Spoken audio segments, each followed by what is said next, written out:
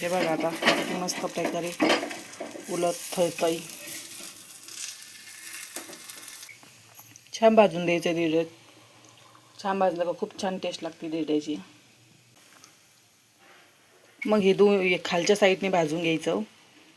त्याला तेल सोडायचं थोडंसं.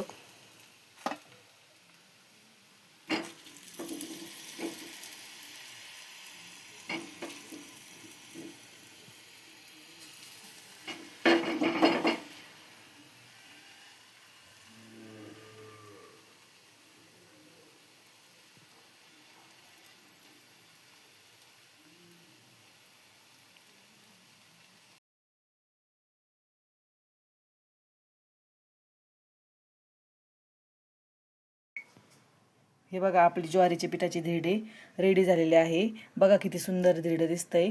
तुम्ही पण ट्राय करा. तुम्हाला जर आवडलं असलं तर माझी रेसिपी चॅनलला लाईक करा आणि सबस्क्राईब करा.